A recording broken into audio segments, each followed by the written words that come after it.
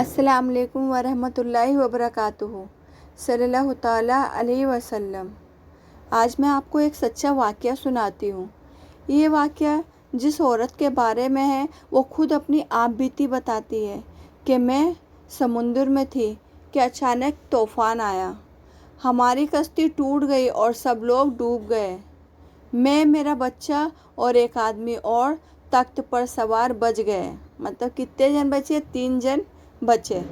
صبح کے وقت وہ آدمی تیر کر میرے پاس آیا اور مجھ سے بدکاری کا مطالبہ کرنے لگا۔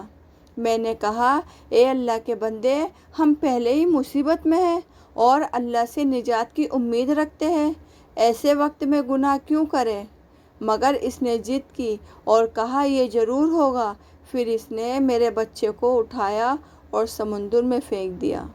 سوچو عورت کے دل پہ کیا بیت رہی ہوئے گی کہ اس کے بچے کو سمندر میں اس کی آنکھوں کے سامنے پھینک دیا۔ حالانکہ اس کا تو سب تباہ ہو گیا تھا، صرف بچہ ہی بچا تھا، لیکن وہ کیا بتا رہی ہے کہ میرے سامنے اس شخص نے میرے بچے کو سمندر میں پھینک دیا۔ میں نے فوراً دعا کی۔ اب اس عورت نے کیا کیا؟ اس نے اللہ سے فوراً دعا کی، اے اللہ، تو جو انسان اور اس کے دل کے درمیان حائل ہو جاتا ہے، تو اس شخص کو میری مدد کے لیے روکے، بے شک تو ہر چیز پر قادر ہے۔ اسی لمحے اس عورت کا کہنا تھا کہ میری دعا کرنا تھا، اور اسی لمحے ایک سمندری جانور آیا اور اس شخص کو نگل لیا۔ پھر میں لہر کے ساتھ کنارے تک پہنچ گئی۔ وہاں کچھ لوگ ملے، میں نے ان کو ساری بات بتائی۔ وہ کہنے لگے، ہم تمہیں اس سے بھی حیران کن بات سناتے ہیں۔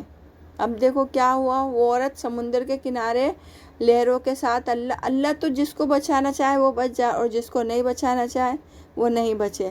کیسے اللہ نے اس کو لہروں کے ساتھ کنارے پر پھینک دیا، اور اس کو وہاں پر کچھ لوگ ملے تو اس نے اپنا پورا واقعہ ان کو بتایا۔ تو انہوں نے، جو لوگ تھے، انہوں نے کیا کہا کہ ہم تمہیں اس سے بھی حیران کرنے والی بات بتاتے ہیں۔ اب آگے سنو کیا ہوا۔ وہ جو آدمی تھے وہ کہنے لگے، ہم سمندر میں تھے کہ اچانک ایک جانور آیا جس کی پشت پر ایک بچہ تھا، اور آواز آئی، اس بچے کو لے لو ورنہ میں تمہیں ہلاک کر دوں گا۔ ہم نے بچوں کو لے لیا۔ اس طرح اللہ کی قدرت سے میرا بچہ مجھے واپس مل گیا۔ سبحان اللہ۔ کیسا اللہ تعالیٰ ہے نا۔ ہم سوچ سکتے ہیں کیسے اللہ نے اس عورت کی مدد کی۔ تو اس واقعے سے ہمیں کیا سبق ملتا ہے؟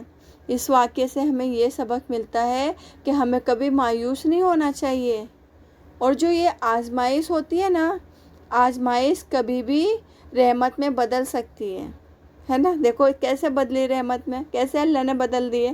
اور جو کچھ ہوتا ہے وہ اللہ کی حکمت سے ہوتا ہے نا۔ جو بھی ہوتا ہے اللہ کی حکمت سے ہوتا ہے، اور ہر آزمائش کے بعد نہیں، ہر آزمائش کے ساتھ آسانی آتی ہے۔ اس لیے ہمیشہ اللہ پر بھروسہ رکھے۔ انشاءاللہ ہم بھی اللہ پہ ایسا بھروسہ کرنے والے بنیں گے۔ دیکھو مصیبت آتی ہے نا، کچھ ایسا پل آتا ہے، کچھ ایسا حادثہ ہوتا ہے، اگر اس وقت بھی ہم وہ غلط نہ کریں اور اللہ پہ بھروسہ رکھیں تو اللہ اسی کے اندر سے ہمارے لیے بھلائی نکال دیتے ہیں انشاءاللہ۔ پر ایسا یقین ہمیں اللہ پہ مضبوط ہونا چاہیے انشاءاللہ۔ اللہ ہم سب کو تجھ پہ، اللہ پہ یقین کرنے والا بنائے، اللہ کی مصلحت کو سمجھنے والا بنائے۔